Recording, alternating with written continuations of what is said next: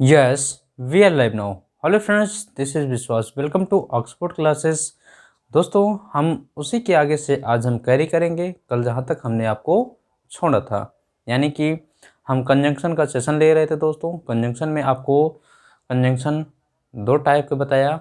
एक subordinate conjunction, एक आपका कोऑर्डिनेट कंजंक्शन. तो कोऑर्डिनेट कंजंक्शन को हमने क्या नाम दिया था? समानपदी. यानी कि जो समान रूप से होने वाले क्लॉज, फ्रेज, सेंटेंस को जोड़ने का काम करते हैं.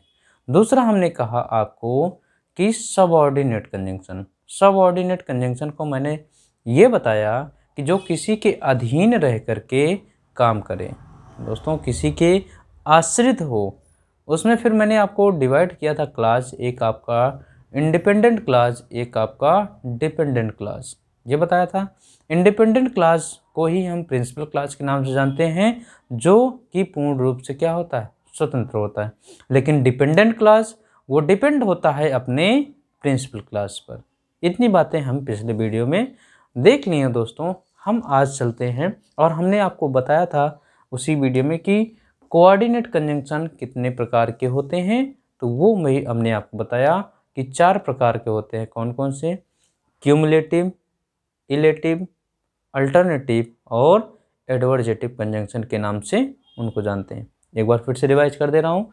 क्यूमुलेटिव कंजंक्शन, इलेटिव कंजंक्शन और आपका क्यूमुलेटिव, इलेटिव, अल्टरनेटिव और आपका एडवर्जेटिव कंजंक्शन. ये 4 टाइप के आपके कंजंक्शन हमने बताए दोस्तों. आज हम ले चलते हैं आपको सबऑर्डिनेट कंजंक्शन की ओर. सबऑर्डिनेट कंजंक्शन क्या है? द कंजंक्शन दैट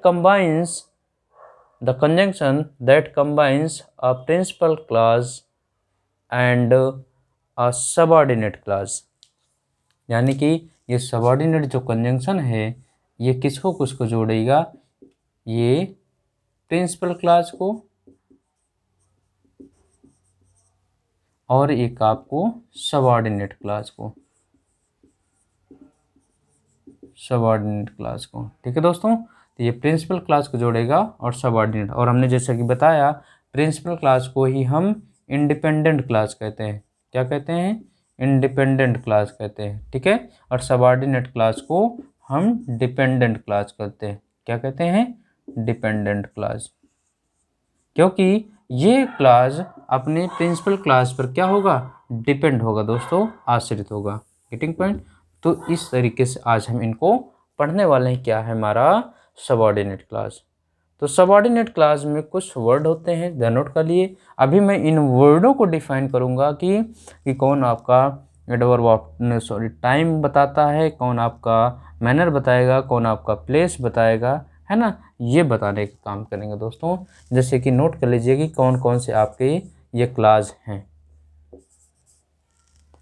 देखिए, मतलब कौन कौन से वर्ड हैं कि जो आपको सबऑर्डिनेट कंजंक्शन के रूप में प्रयोग किए जाते हैं.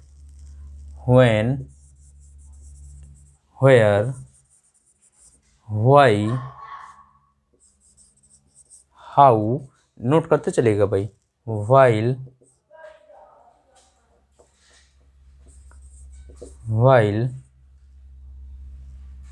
वेदर,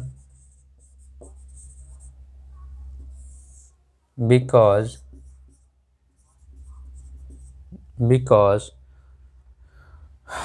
though, although,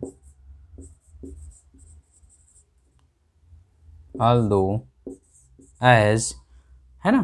तो ये आपके as, unless, till, until. ये क्या है आपके? ये आपके सबऑर्डिनेट कंजंक्शन है. इनका प्रयोग हम सबऑर्डिनेट के रूप में करते हैं दोस्तों. नोट लिख लीजिएगा. ये कौन से कंजंक्शन है? Subordinating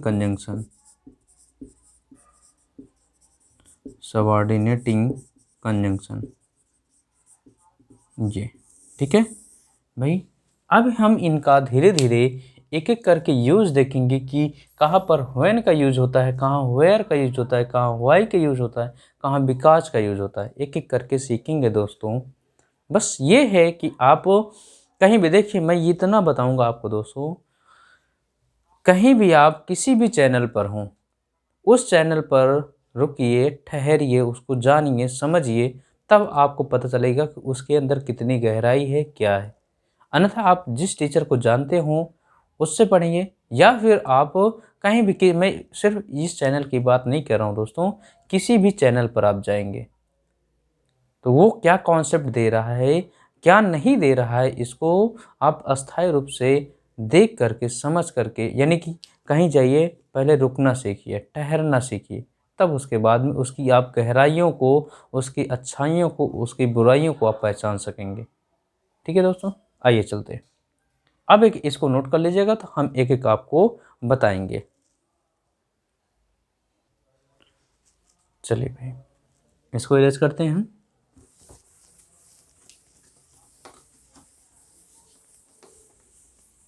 principal class, subordinate class तो आप लोग जान ही गए होंगे। अब इसमें अंतर क्या है, यानी कि जो आपका एक दूसरे पर डिपेंड हो वो डिपेंडेंट क्लास, और डिपेंडेंट क्लास को ही हम सबऑर्डिनेट क्लास कहते हैं। क्या कहते हैं? Subordinate class. और जो अपने आप में पूरी तरीके से स्वतंत्र हो वो कौन सा क्लास होता है? प्रिंसिपल क्लास होता है दोस्तों। वो कहीं भी किसी पर, देखिए इसकी खास पहचान ये है, मैं बता दूं कि प्रिंसिपल क्लास कभी भी किसी भी कंजंक्शन से लग करके नहीं आता।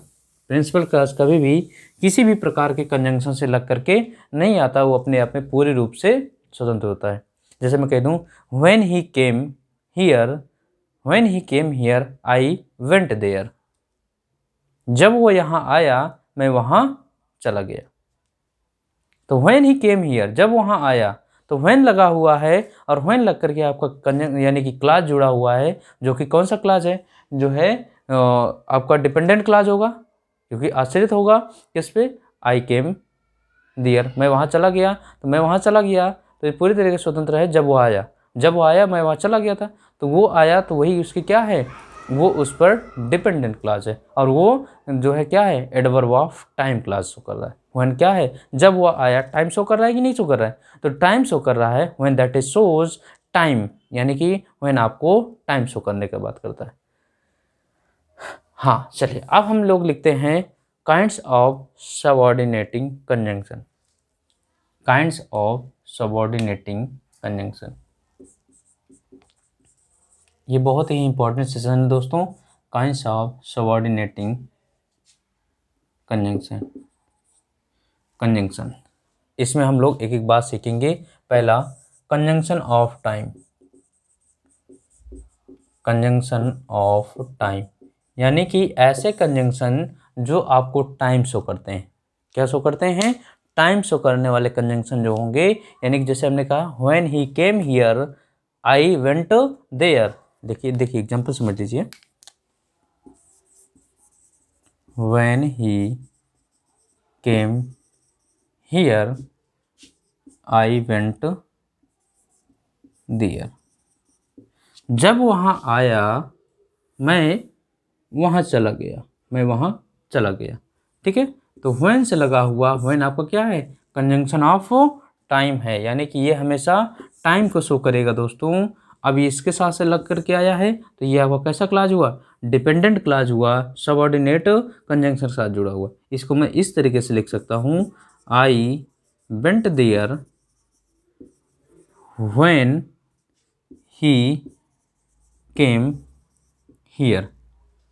ठीक है, I went there when he came here, तो ये क्या? When he came here I went there, मैं चला गया। ठीक है, मैं चला गया, ये पूरी तरह से सेंटेंस आपका क्या है? प्रिंसिपल है, इंडिपेंडेंट है, स्वतंत्र है। जब वो आया, ठीक है, तो ये जा चुका था। तो ये क्या है आपका? जो व्हेन है क्या है? ये आपका टाइम शो करेगा दोस्तों। क्या शो करता है? टाइम। तो वही मैं बताने वाला हूँ, फॉर्मेशन ऑफ जो है कंजंक्शन की, सबऑर्डिनेट कंजंक्शन को कैसे कहाँ कहाँ यूज किया जाता है। लिखिए, चलिए इसके अंतर्गत लिखिए।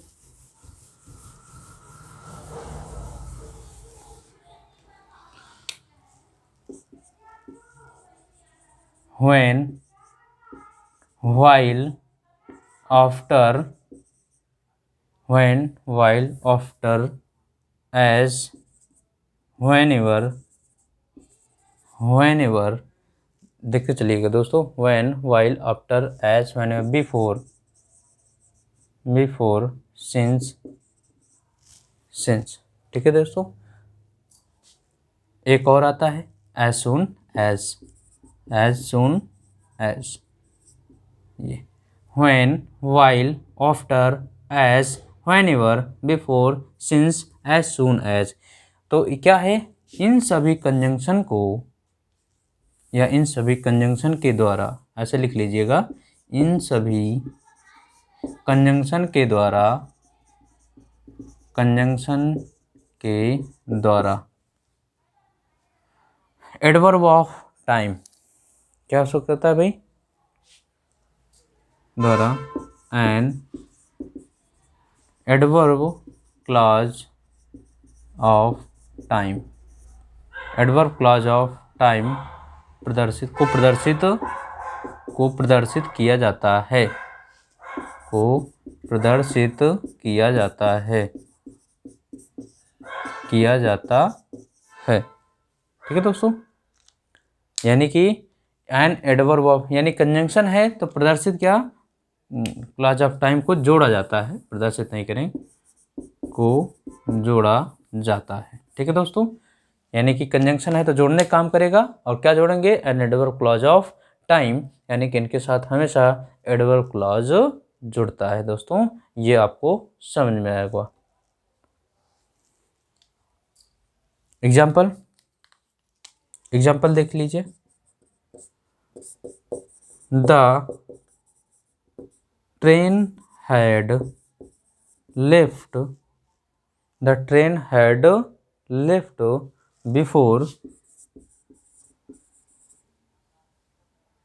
Before I reached the station. Train जा चुकी थी मेरे स्टेशन पहुंचने से पहले। ठीक है दोस्तों, बात समझ में। दूसरा sentence, as the teacher arrived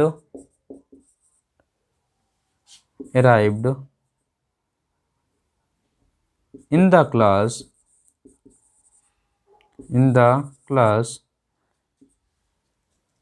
the student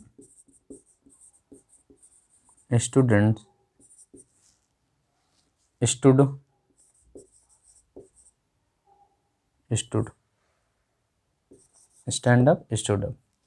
ये as the teacher arrived in the class the students stood up। ध्यान दीजिएगा दोस्तों, मैंने इस जो आपको टाइम शो करने वाले जो आपके कंजंक्शन है, देखिए मैंने पहले लगा दिया। जब पहले लगा दिया तो ये क्या है, आपका डिपेंडेंट क्लास है। किस पर डिपेंड है, इस अपने प्रिंसिपल क्लास पर। द स्टूडेंट स्टूड अप, बच्चे खड़े हो गए। अब खड़े हो गए, कब खड़े हुए, जब टीचर जो है क्या हुआ, क्लास में आया, इंटर किया, जब बच्चे खड़े हो गए। तो ये क्या है, ये इसके ऊपर डिपेंड है दोस्तों, कि बच्चे खड़े क्यों हुए, तो जब ये आया। ठीक है, जब ये आया तभी तो खड़े हुए। तो कंडीशन ये है कि पहले ये आए, तो ये क्या शो करता है, एडवर्ब क्लॉज ऑफ टाइम। हम चाहें तो इनके पोजीशन में थोड़ा इंटरचेंज कर सकते हैं। इसको हम पहले the students stood up as the teacher arrived in the class. तो इस पर कोई फर्क नहीं है दोस्तों, चाहे वो पहले लिख दें या ये बाद में लिख दें। तो एक बात हमेशा एक कॉन्सेप्ट नोट कर लीजिएगा कि जो आपका डिपेंडेंट क्लास होगा, यदि वो सबऑर्डिनेटिंग कंजंक्शन से जुड़ा हुआ है तो हमेशा अपने साथ सबऑर्डिनेटिंग कंजंक्शन को जोड़ के रखेगा। प्रिंसिपल क्लास हमेशा बिना कंजंक्शन के होता है दोस्तों। ठीक है ना, और बाकी आपको सेंटेंस के अर्थ से, यानी सेंटेंस से पता चल जाएगा कि कौन आपका डिपेंडेंट क्लास है, कौन आपका इंडिपेंडेंट क्लास है। Are you getting point. चलो दोस्तों आगे एक सेंटेंस और दे दें, चलिए दे देते हैं भाई।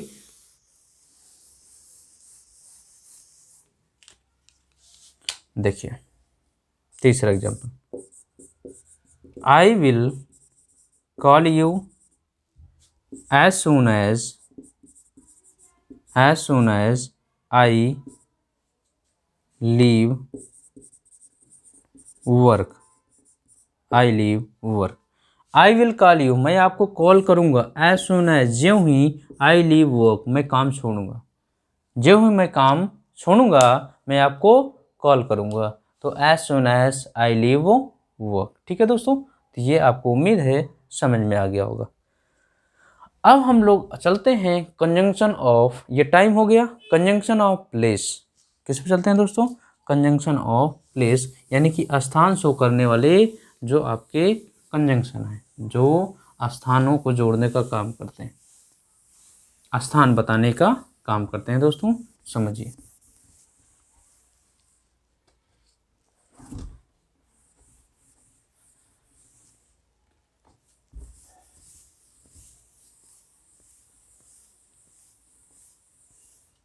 देखिए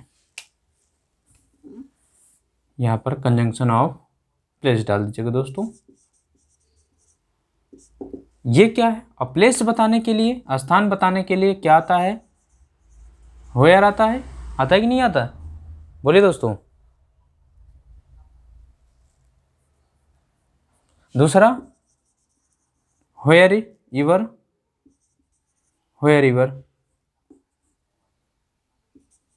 ये वेयर और वेयर इवर, इन सभी कंजंक्शनों का प्रयोग, लिख लीजिएगा ऐसे, इन सभी कंजंक्शन का प्रयोग एडवर्ब क्लास को इंट्रोड्यूस करने के लिए, क्या करने के लिए? एडवर्ब क्लास को इंट्रोड्यूस करने के लिए,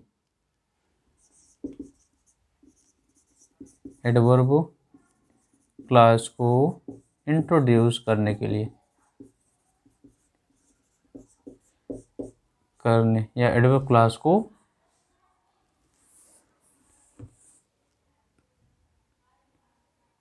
करने के लिए या जोड़ने के लिए,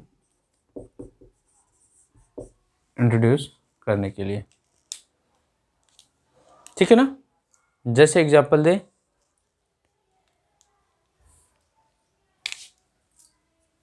देखिए example, you can find him where he works. You can find him where he works. मैं उसे पा सका जहाँ वह काम करता है, मैं उसे पा सका जहाँ वह काम करता है। दूसरा एग्जांपल दें, पहला हो गया, I do not know where he lives. I do not know where he lives. तीसरा, you must go wherever you must go, आपको जाना चाहिए जहाँ कहीं भी, wherever you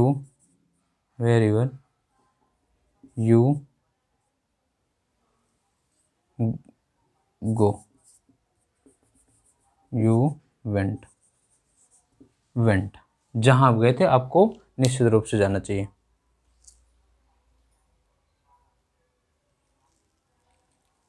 ठीक है, तो उम्मीद है दोस्तों कि ये आपको अब यहाँ से डिफाइन करने में किसी भी प्रकार की कोई दिक्कत नहीं आनी चाहिए। ये क्या है? ये आपके साथ के, you can find him where he works, you don't know where he lives, you must go whenever you want. तो डिपेंडेंट क्लास और इंडिपेंडेंट क्लास आपको अब फाइंड आउट करने में कभी कोई समस्या नहीं होनी चाहिए दोस्तों। अब हम ले चलते हैं आपको आगे, कंजंक्शन ऑफ रीजन या कॉज, कारण बताने वाले कुछ आपके कंजंक्शन होते हैं। समझिएगा कौन कौन से होते हैं। ये आज के सेशन का लास्ट पॉइंट होगा दोस्तों।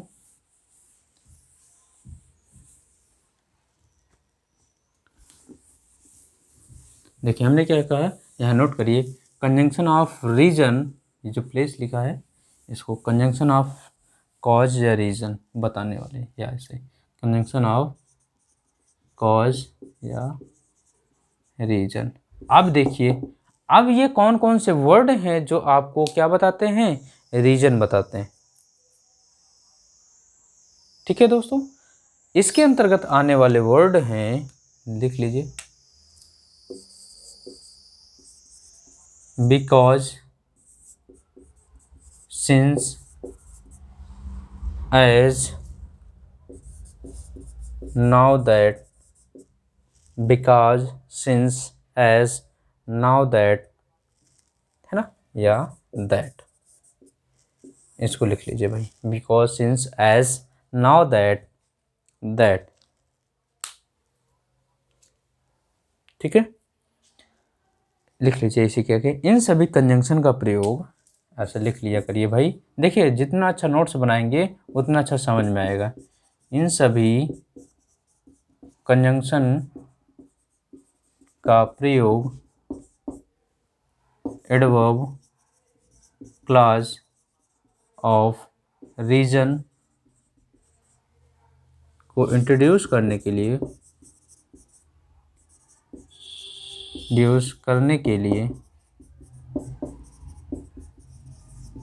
ये प्रयोग किया जाता है,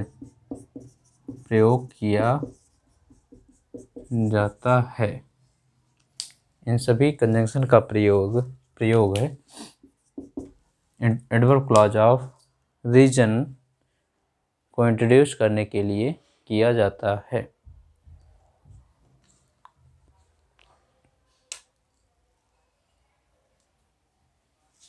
एग्जाम्पल,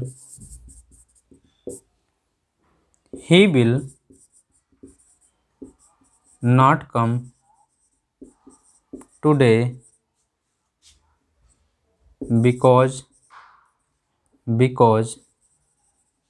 या फिर as he is ill। देखिए, मैंने दो सेंटेंसों को जोड़ा आपसे। यहाँ पर he will not come today because भी लगा सकते हैं और as भी लगा सकते हैं। because मीन्स क्योंकि, as मीन्स भी क्योंकि। ठीक है, as क्योंकि, रीजन या जैसा कि वह बीमार है ना, और बिकॉज क्योंकि, तो जैसा कि, क्योंकि, वो आपको क्या शो करते हैं, रीजन या कारण बताने वाले शब्द हैं। दूसरा, I am glad. Glad means क्या होता है भाई, प्रसन्न होना, हैप्पीनेस, जॉय, प्लीजर, है ना। I am glad that she likes it, अरे भाई, हो सकता है कि वो लड़का है और ये क्या है, लड़की है, तो कोई ऐसा गिफ्ट दिया होगा, है ना, उसने कुछ गिफ्ट दिया होगा, तो वो क्या है, वो बहुत ही, जब उसने एक्सेप्ट कर लिया, उसको पसंद किया, तो क्या है, पूरी तरीके से ग्लैड था, बहुत ही जॉयफुल था, प्लेजर था, खुशी था, हैप्पीनेस था। ठीक है दोस्तों, तो ये क्या है, I am glad that she likes it. तो ये क्या है, दैट्स हमने एक कंजंक्शन जोड़ने का काम किया दोस्तों। ठीक है, बोलिए भाई, समझ में आएगा दोस्तों ये सेशन आपका? उम्मीद है पसंद आया होगा। कहिए थे एक और बता दे, भाई। चलिए एक और लिख लीजिए, क्योंकि नेक्स्ट क्लास का जो है टाइम हो रहा है भाई, जाने में भी टाइम लगेगा हमारा। तो आज थोड़ी सी देरी से क्लास स्टार्ट हुई, कोई बात नहीं है, कल अपने समय पर ही स्टार्ट होगी। तो आप लोग जो है सब लोग जुड़ जाया करिए भाई। तो चलिए आज की क्लास यहीं समाप्त करते हैं। ठीक है दोस्तों, तो कल हम सीखेंगे थोड़ा सा एडवर्ब क्लॉज ऑफ पर्पस। क्या सीखेंगे दोस्तों? पर्पस, यानी कि जो आपके वर्ड होते हैं जो उद्देश्य बताने का काम करते हैं। फिर हम सीखेंगे कि एडवर्ब क्लॉज ऑफ कंडीशन, यानी कि जो आपको कंजंक्शन, यानी कि ऐसे कंजंक्शन होते हैं जो कंडीशन बताने का काम करते हैं, जैसे इफ़ हो गया, अनलेस हो गया। देखिए, इन सबको आप पहचानते चलिए अभी, है ना। एज इफ हो गया, तो इन सबको आप पहचानते चलिए। बाई वर्ड आप इंट्रोड्यूस हो जाएंगे तो आपको सेंटेंस सॉल्व करने में कभी भी कोई समस्या नहीं आने वाली है दोस्तों। तो मिलते हैं नेक्स्ट सेशन में। तब तक के लिए thanks for watching. Thank you.